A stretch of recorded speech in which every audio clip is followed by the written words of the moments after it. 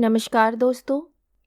कहानी शुरू करने से पहले मैं आपको ये बताना चाहती हूँ कि अगर आप मोरल एंड मोटिवेशन कहानी सुनना पसंद करते हैं तो आप मेरे दूसरे चैनल एम्पावर द लाइफ पर आ सकते हैं।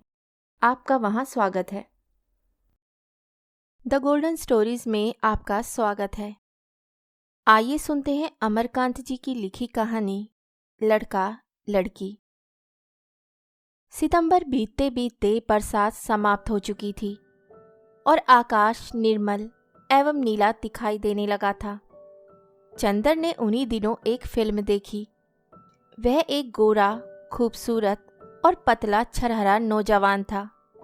वह लाड़ प्यार में पला एक अच्छे खाते पीते देहाती परिवार का लड़का था जो बीए की शिक्षा ग्रहण कर रहा था और विश्वविद्यालय के पास स्थित एक मोहल्ले में एक किराए के कमरे में रहता था। उस फिल्म का मुख्य अभिनेता उन्हीं फिल्मी लोकप्रिय नायकों की तरह था जो सर्वगुण संपन्न होते हैं और उछल कूद, फन, होशियारी और भावुकता का प्रदर्शन करके अंत में लड़की का हृदय जीत लेते हैं। फिल्में तो उसने बहुत देखी थी, लेकिन इसने उस पर गहरा असर डाला और कई दिनों तक वह सड़कों पर बेचैन घूमता रहा और अंधेरी रातों में आकाश एवं तारों की रहस्यमता को निहारता रहा। उसके बाद वह शहर की उग्र राजनीतिक हलचलों में भाग लेने लगा। वह कभी किसी जुलूस या प्रदर्शन में शामिल होकर नारे लगाता, कभी किसी सार्वजनिक सभा में भाषण करता और 2 बार आगे बढ़कर उसने छात्रों की हड़ताल में हिस्सा लिया। इसी रास्ते में वह महानता के शिखर पर पहुंचेगा और अपने देश को महान बनाएगा। लेकिन कुछ ही दिनों बाद वह तेजी से साहित्य की ओर मुड़ा, क्योंकि किसी पत्रिका में एक कहानी पढ़कर उसको सहसा महसूस हुआ था कि साहित्य का क्षेत्र ऊंची प्रतिभाओं से शून्य है। वह अब लंबी प्रेम कहानियां और कविताएं लिखने के साथ रत जगा करने लगा। उसने संपादकों के पास अपनी कुछ रचनाओं के साथ कुछ लंबे आदर्शवादी और व्यक्तिगत पत्र भेजे और जब कुछ रचनाएं लौट आईं तो वे शहीदाना ढंग से व्यंग्यपूर्वक मुस्कुराया कि ये लोग एक दिन उसके पैरों पर गिरेंगे। वह अब अपने से बेहद संतुष्ट रहने लगा और अब उसको एक सुंदर लड़की की जरूरत महसूस होने लगी जो उसकी अद्वितीयता से प्रभावित होकर उस पर अपना जीवन न्योछावर कर दे। किंतु बहुत सी घटनाओं में तलाश करने के बावजूद जब उसे ऐसी लड़की नहीं मिली तो वह अत्यधिक परेशान हो उठा, क्योंकि वह अधिक प्रतीक्षा नहीं कर सकता था। एक दिन सवेरे जब हवा तेज चल रही थी तथा वह अपने कमरे के सामने टहल रहा था तो उसकी दृष्टि तारा की ओर गई जो खुली छत पर खड़ी अपने बाल सुखा रही थी। वह उसी शहर में रहने वाले एक क्लर्क की लड़की थी जिसके एक कमरे का वह किराएदार था। लड़की का रंग सांवला था, शरीर लंबा तथा दोहरा, जिसके अलावा और कोई खास बात उसमें ना थी। वे बार बार अपने बालों को झटक रही थी और उन पर धूप पूरी तरह पड़ सके इसलिए शरीर को कभी बाईं ओर मोड़ लेती थी और कभी दाईं ओर। एक बार हवा इतनी तेज चली कि उसके बाल उड़ने लगे, गोया असंख्य काले सर्प भाग रहे हों। उसका आंचल भी उड़ उड़ जाता, जिसको संभालने में उसको खेल का मजा आने लगा और वे शरारत से मुस्कुराई और तभी उसकी नज़र नीचे चंदर की ओर गई और वे बेहद संकुचित हो गई और अपने शरीर को सिकोड़ तथा झुकाकर घर के अंदर भाग गई। चंदर को बेहद आश्चर्य हुआ। उसने कभी सोचा भी ना था कि उस लड़की में इतनी चंचलता और शोखी हो सकती है। कमल के नाल की तरह झूलती नंगी बाहें और हथनी की तरह मासल शरीर। दरअसल उसने उस लड़की को कभी महत्व नहीं दिया था, यहाँ तक कि उसको ठीक से देखा भी नहीं था। यद्यपि वह उसके घर के अंदर आता जाता था और उसके यहाँ दावतों पर समारोह में कई बार शामिल भी हो चुका था।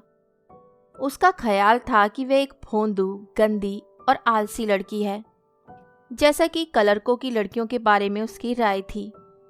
वह 3 मील पैदल चलकर कॉलेज पहुंचती थी, उतना ही वापस लौटती थी। मामूली कपड़े पहनती थी तथा घर में डांट फटकार सुनती रहती थी। ये सब सोचकर चंदर को उस लड़की पर इतनी दया आई कि वे वर्तमान सामाजिक व्यवस्था के प्रति प्रबल आक्रोश से भर उठा। वे उस लड़की के भाग्य को सुधारेगा और इस तरह समस्त सामाजिक व्यवस्था पर क्रूर प्रहार करेगा तथा एक साधारण लड़की को प्यार करके देश के सामने अपनी महानता को सिद्ध कर देगा। इस महत्वपूर्ण निश्चय पर पहुंचकर उसको अपने ऊपर एक वीर नायक की तरह गर्व हुआ। वे बहुत ही आसानी से उत्साह एवं उमंग की मूर्ति बन गया और दूसरे दिन से ही उस लड़की को एक ऐसे प्रेमी की नज़र से देखने लगा जो अपने प्यार की खातिर बड़े से बड़ा त्याग करने को तैयार हो। जब वे कॉलेज जाने लगती तो वे साफ सुथरे कपड़े पहनकर कमरे से बाहर आकर खड़ा हो जाता और कॉलेज से लौटने के समय भी वह मौजूद मिलता। कभी कभी वह कुछ दूर तक उसका पीछा करता, कभी रास्ते में ही खड़ा दिखाई देता और कभी कभी छुट्टी होने के समय कॉलेज के गेट के सामने व्यवस्था पूर्वक इधर उधर जाते हुए नजर आता। इसके बाद वह उससे बातचीत करने की कोशिश करने लगा। क्या समय है? आज देर से क्यों जा रही हो? कॉलेज में आज छुट्टी नहीं है? उखड़े उखड़े से प्रश्न, आंखों में दया, दुख और शहादत की भावनाएं तैरा करती। फिर तो उसकी गतिविधियां कुछ इस ढंग से बढ़ी कि लड़की को सचेत हो जाने के लिए मजबूर होना पड़ा। पहले तो उसको अचंभा हुआ, फिर वह उसको अविश्वास से देखने लगी, यहाँ तक कि कुछ ही दिनों बाद उसकी आंखों से एक अजीब भय झांकने लगा। उस दिन चंदर काफी आगे बढ़ गया। जब वह अपने कमरे में बैठा था और तारा कॉलेज से वापस आई थी, चंदर ने पहले कमरे के दोनों दरवाजे के बाहर देखा और जब कोई दिखाई ना पड़ा तो गलियारे से जल्दी जल्दी गुजरती हुई तारा को उसने पास बुलाया। तारा ने उसको चौंक कर देखा, फिर उसका चेहरा फक पड़ गया और वे डरती डरती कमरे के अंदर आई और सर झुकाकर खड़ी हो गई। तुम्हारी पढ़ाई कैसी चल रही है तारा? चंदर ने किसी हितैषी के अधिकार से पूछा। ठीक चल रही है। कोई कठिनाई है? नहीं। कोई कठिनाई महसूस होने पर पूछ सकती हो। मैं कोई भूत नहीं हूँ, बस यही समझ लो कि मैं तुम्हारा कोई नुकसान नहीं देख सकता।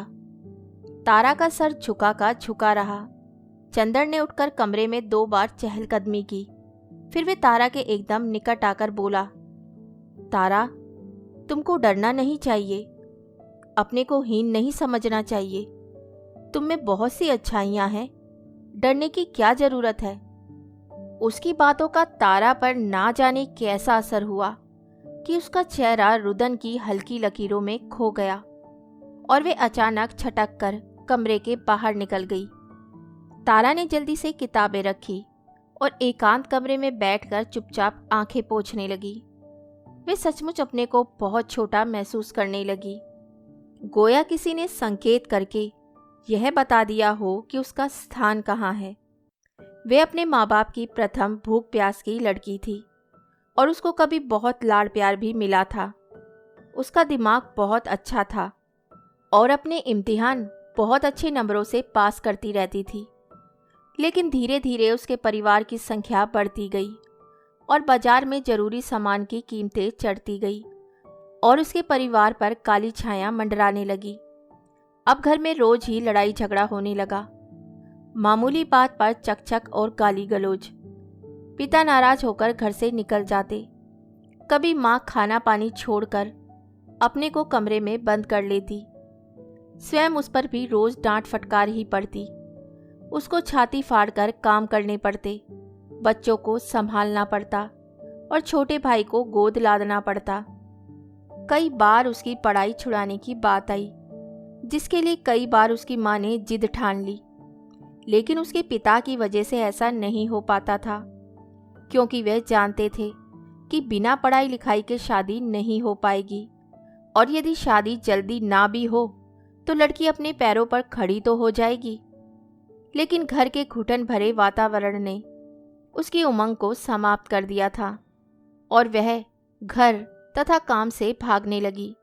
जब कॉलेज जाने का समय होता तो उसके उत्साह की सीमा ना होती। उसकी टांगों में अजीब सी स्फूर्ति आ जाती और वे सारा काम जल्दी निपटा कर बाहर निकल जाती। फुरफुर बाहर निकलकर उसको अजीब सी शांति महसूस होती।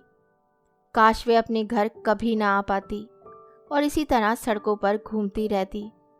लेकिन शाम को जब वे घर लौटती तो उसको महसूस होता कि मानो उसके पांवों में मन मन के बोझे बांध दिए गए हों और हृदय पर एक भारी शिला रख दी गई हो। कैसी मजबूर और हीनत भरी जिंदगी थी। उसका रुदन सिसकियों में बदल गया, जिसके थमने पर वे चंदर की कई बातें सोचने लगी और उसको एक अजीब ताजगी और नवीनता का अनुभव होने लगा, तथा यह भी कि उसका भी कुछ महत्व है। बादलों की तरह निरुद्देश्य भागते हुए उसके मन को एक ठोस आधार प्राप्त हुआ। देखते ही देखते सब कुछ उलट पुलट हो गया और उसके मन में एक प्रबल आंधी चलने लगी। रात में वे चारपाई छोड़कर चुपके से खुली छत पर आ जाती और अंधकार में कुछ तलाश करने लगती। लगातार बरसते हुए पानी को देखकर उसकी आंख भर आती और कुछ ही दिन बाद वे कुछ पूछने के बहाने किताब लेकर चंदर के कमरे में पहुंच जाती और शीघ्र ही इस पूछने और बताने के बीच प्यार का नाटक खेला जाने लगा। अंत में वे छिप छिप कर मिलने लगे, कभी रात के अंधेरे में और कभी कॉलेज के फाटक पर। मेरा साथ दोगी? चंदर कभी पूछता था। मैं नहीं जानती। तारा शर्मा जाती। नहीं, मैं साफ साफ बातें सुनने का आदी हूँ। दूंगी, मैं दुनिया को दिखा दूंगा, चंदर गर्व से कहता था। इसके बाद चंदर बहुत ही ऊंचाई से अपना जीवन दर्शन पेश करने लगता। उसकी बात मेरे विचार में, या मैं यह सोचता हूँ, से शुरू होती थी। उसका पूरा विश्वास था कि वह एक महान क्रांतिकारी परोपकार का कार्य कर रहा है, जिसमें अपनी पूर्ण विजय और सर्वोच्चता की बात सोचकर वे सारे समाज को अपने शत्रु के रूप में कल्पना करने लगता। अपने प्यार को लेकर वह निरंतर संघर्ष और लड़ाई की बात सोचता था और इसीलिए तारा को तैयार करना चाहता था। तारा, तुमको बड़ी से बड़ी कुर्बानी के लिए तैयार रहना चाहिए। तुमको किसी से डरना नहीं है। तुमको अधिक से अधिक परिश्रम करके अधिक से अधिक पढ़ना है। किसी के सामने आने पर झुकने की जरूरत नहीं। मैं सबको देख लूंगा। तारा, मुझे योग्य, स्वाभिमानी स्त्रियां पसंद हैं। तुम्हें मेरे विचारों के योग्य बनना है। जाड़ा और गर्मी बीत गई और फिर बरसात आई। तारा इंटरमीडिएट पास करके बीए में पहुंच गई। इन कुछ महीनों में चंदर के प्यार और विचार ने उसके जीवन को संपूर्णतः बदल दिया। उसकी आंखों में सदा एक चमक दिखाई देती, जैसे प्रातःकाल पूर्वी क्षितिज का अंधेरा फट जाता है। उसने अपने और जीवन के दोषों को नई दृष्टि से देखा और वे जल्दी से जल्दी चंदर के अनुकूल बनने के लिए उत्सुक हो उठी। उसके होठों पर सदा एक मधुर और विश्वासपूर्ण मुस्कुराहट छाई रहती और वे उत्साह, स्फूर्ति, स्नेह और सद्भाव की मूर्ति बन गई। वे तड़के ही उठ जाती, घर की सफाई वफाई करके खुद नहाकर अंगीठी जला देती और समय पर नाश्ता करके सबको आश्चर्यचकित कर देती। उसने दूसरों की अन्य आवश्यकताओं पर ध्यान देना शुरू किया। उसने सबके कपड़े प्रेस करने, पिताजी तथा छोटे भाइयों के जूते पॉलिश करने तथा माताजी के लिए तंबाकू चढ़ाने का नियम बना लिया। अब माँ को सवेरे नियमित रूप से पानी भरे लोटे में रखी नीम की दातुन तथा भोजन के समय सबको प्याज और चटनी अवश्य मिल जाती। वे छोटे भाई बहनों को समय पर उठाकर तैयार करा देती तथा उनको खिला पिलाकर पढ़ने के लिए बिठा देती। जब वे कॉलेज जाती तो उसका मन सदा चंदर के प्यार से पुलकित रहता और वे अपनी सहेलियों के सामने भी बातचीत में सदा चंदर के विचारों को ही दोहराती रहती। उसका जीवन एक महान दिलचस्पी, विश्वास एवं प्रतीक्षा में परिवर्तित हो गया था। एक दिन जब वे कॉलेज से लौटी तो उसकी माँ उसके छोटे भाई पप्पू को गालियां दे रही थी। माँ, ये ठीक नहीं है, तारा ने कहा। क्या ठीक नहीं है? गालियां देना। गालियां देना? अरे मेरी भौजी, तू मुझे सिखाने चली है? आओ तो झाड़ू से बात करूं। तारा का मुंह क्रोध से तमतमाने लगा और आंखें चमकने लगी। उसने झनझनाती आवाज में कहा, आप मेरे प्रति ऐसी जबान में नहीं बोल सकती। क्या तेरी यह हिम्मत? मैं अब बड़ी और जिम्मेदार हो गई हूं, मैं ये सब बर्दाश्त नहीं करूंगी। अरे पप्पू, बुला अपने बाप को। उसकी मां चीख पड़ी। आने दे उनको, मैं तेरा दीदा नवाती हूं। बाप रे, ये लड़की हाथ से निकलती जा रही है। ठहर जा, ठहर तो तू, मैं तेरा पढ़ना लिखना छुड़ाती हूँ और इसी साल तुझे घर से भगाती हूँ। मैं कहीं नहीं जाऊंगी, तारा ने दृढ़ स्वर में कहा। क्या कहा? तू शादी नहीं करेगी? नहीं। तो क्या करेगी? छाती पर मूंग दलेगी? मूंग क्यों दलूंगी? मैं अधिक से अधिक पढ़ूंगी और अपने पैरों पर खड़ी होऊंगी। मैं अपनी समस्या खुद हल करूंगी, तुमको चिंता करने की जरूरत नहीं है। पढ़ूंगी? माँ होठ विकृत करके बोली। तू पढ़ेगी क्या? सारे खानदान की नाक कटवाएगी। ठहर ठहर जा, जबान लड़ाने का मजा चखाती हूँ। उसके बाद उसकी माँ ने पास में रखे एक डंडे को उठा लिया और आगे लपक कर उस पर प्रहार करने लगी। तारा पहले चीखी, इसके बाद काट की तरह खड़ी होकर मार खाती रही। उसका मुंह लाल हो गया था और आंखों से झरझर आंसू गिर रहे थे। आंसुओं से भीगे हुए होठों में वह बुदबुदाई, मार कर तुम मेरी जान ले सकती हो, लेकिन मेरे विचारों को नहीं बदल सकती। तारा ने भोजन त्याग दिया। वे पहले की तरह ही सब काम करती रही, लेकिन अन्न को हाथ ना लगाती। पहले तो माँ जिद में कुछ ना बोली, लेकिन जब 2 दिन बीत गए तो माथा ठनका। इसको पता नहीं इधर क्या हो गया है, कहीं सचमुच जान न दे दे। इसके लक्षण इधर समझ में नहीं आते। देर तक बनाव श्रृंगार करती रहती है, बातें भी बुजुर्ग की तरह करती है। लड़की को ये सब शोभा नहीं देता। इज्जत आबरू के साथ दिन कट जाए यही बहुत है। उसने अब अपने पति से सारी बात कह देना उचित समझा और कहकर स्वयं रोने लगी। पति ने पहले पत्नी को बहुत फटकारा, फिर वे तारा के पास जाकर बैठ गए। उन्होंने साफ साफ बात करना उचित समझा, प्रश्न पर प्रश्न। तारा पहले हिचकिचाई, लेकिन पिता ने कहा कि वह पढ़ी लिखी लड़की है, वे उससे साफ साफ बातें सुनना चाहते हैं। पिता के स्वर में अपार सहानुभूति थी। तारा अपने को रोक ना सकी। उसने सब कुछ बता दिया और उसकी हिचकियां बंद गई। पिता का चेहरा गंभीर हो गया और वे वहां से उठ आए। वह टहलने लगे चुपचाप। कभी ये लड़की इतनी छोटी थी और आज बड़ी होकर ऐसी बातें कर रही है। हाँ, जमाना कितना बदल गया है। क्या ऐसा हो सकता है? काश ऐसा हो सकता। विभिन्न जातियों के बीच आज शादियां होने लगी हैं, इसमें क्या खास बात है? फिर वह तिलक दहेज से बच जाएंगे, जिसके लिए कर्ज के अलावा कोई और चारा नहीं। लड़का बुरा नहीं है।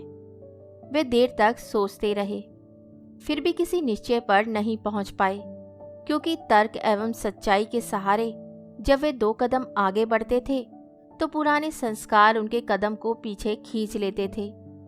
रात में देर तक पति पत्नी खुसर फुसर करते रहे। बीच में पत्नी रोई चिल्लाई, फिर पति देर तक समझाते रहे। स्पष्ट दृढ़ आवाज, तर्कसंगत बातें, नए जमाने के विचारों को स्वीकार करने की दलीलें। पत्नी का विरोध मंद पड़ने लगा। फिर पता नहीं कब से सब कुछ खामोशी में खो गया। तारा सारी बातें छिपकर सुन रही थी। जब वे सो गए तो वे चुपके से पैर दबाकर निकली। खुशी के मारे उसकी देह थरथरा रही थी। चंदर को वे कब यह सब सुनाएगी। चारों ओर घना अंधकार कुंडली मारकर बैठा था। हवा गुमसुम थी, जैसे किसी षड्यंत्र में लीन हो। चंदर अभी सोया नहीं था। खटखटाहट सुनते ही दरवाजा खोल दिया और हाथ बढ़ाकर तारा को अपने पास खींच लिया। मैं आज बहुत खुश हूँ, तारा ने मुस्कुराकर कहा। उसकी आंखें प्यार से चमक रही थी। क्या बात है? चंदर ने लापरवाही से पूछा।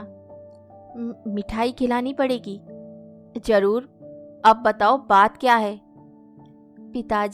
पिताजी राजी हो गए हैं। राजी हो गए हैं? क्या मतलब? चंदर कुछ समझ नहीं पाया था। तारा ने विस्तार से सब बात सुनाई। उसके स्वर में उमंग की तेजी और चमक थी। चंदर का चेहरा सहसा फक पड़ गया। उसने अपने को आलिंगन से मुक्त कर लिया और खिड़की के बाहर अंधेरे में देखने लगा। शादी? वह अपने को महान समझता था और उसकी कल्पना थी कि उसका प्यार महान संघर्ष, महान तूफान और महान कुर्बानी के दौर से गुजरेगा। उसके प्यार की ऐसी साधारण परिणति होगी, ऐसा उसने सोचा भी न था। उसका मुंह देखते ही देखते कठोर हो गया। क्या बात है? तारा डर गई। यह धोखा है, उसने घृणा से मुंह बिचकाते हुए कहा। क्या धोखा है? तुम धोखेबाज हो। तुमने शुरू से आखिर तक मेरे साथ धोखा किया है। क्या कह रहे हो? क्या धोखा किया है? आप बताते क्यों नहीं? तारा ने रुआ से स्वर में कहा। हाँ, किया है। इसके लिए तुम मेरे पीछे पड़ी हुई थी, पर आज मैं समझ गया कि तुम जीवन में कुछ नहीं कर सकती। तुमसे कोई बड़ा काम नहीं हो सकता। बड़ा काम और कैसे हो सकता है? तारा का चेहरा अपमान से तमतमाने लगा। बड़े काम करने के बड़े तरीके होते हैं, उसके लिए बड़े संघर्ष से गुजरना पड़ता है। तुम उनके काबिल नहीं हो। मैं अब समझ गई। तारा के स्वर में तीखापन था। क्या समझ गई? यही, आप मुझे प्यार नहीं करते। आप प्यार कर ही नहीं सकते। क्या मतलब? चंदर चौंक पड़ा। मतलब स्पष्ट है। प्यार की चरम परिणति है शादी। इसी मंजिल तक पहुंचने के लिए संघर्ष और कुर्बानियां दी जाती हैं। लेकिन अब ये मंजिल प्राप्त हो जाती है तो आपको खुशी नहीं होती? इसका अर्थ है कि आपके संघर्ष की बातें जिम्मेदारियों से बचने और स्वार्थ को छिपाने का बहाना है। मैंने तो जीवन के आरंभ से ही संघर्ष किया है। आपने क्या किया है? आप भूख जानते हैं? आपको गरीबी, जलालत, घुटन, ऊब, निराशा का पता है? साफ तो यह है कि आपको एक नारी देह की जरूरत है, और जरूरत है अपने अहंकार की तृप्ति की। तुम वाहियात बक रही हो, चंदर ने घूर कर कठोर स्वर में कहा। हाँ, वाहियात बक रही हूं, तारा और भी तीखी आवाज में बोली। लेकिन आज आपको सब कुछ सुनना पड़ेगा। मैं आपको कितना प्यार करती हूं यह नहीं बता सकती, लेकिन आज आपकी भी गलत बातों को मैं बर्दाश्त नहीं कर सकती। आपका भी ऐसा ही कहना है। आपके लिए तो मैं बड़े से बड़ा त्याग करने को तैयार थी, लेकिन इधर मैंने ये महसूस करना शुरू कर दिया है कि आप केवल अपनी बातों को महत्व देते हैं, दूसरों की भावनाओं की आपको कतई परवाह नहीं। कितनी बार मेरी इच्छा हुई कि आपसे अपने मन की बातें कहूं, अपने दुख सुख की, अपनी कल्पनाओं की, भविष्य की। कई बार मैं कोई अच्छी किताब पढ़कर आती और उसके बारे में आपसे बातें करना चाहती थी, लेकिन आप मेरी हर बात को काटकर अपनी बातें शुरू कर देते थे। वही उपदेश, वही छात्र आंदोलन के अनुभव। आपको सिर्फ दो ही बातों से मतलब है, एक मेरी देह से और दूसरे मुझे उपदेश देने से। मैं मेहनत करूं, मैं कुर्बानी देने को तैयार हो जाऊं, पर आप क्या करोगे? आप क्या मेहनत करते हैं? बात तो यह है कि आप सदा हवा में उड़ता रहना चाहते हैं, और आज जब जमीन पर उतरने का मौका आया है, त्याग करने का समय आया है, तो आप जान बचाना चाहते हैं।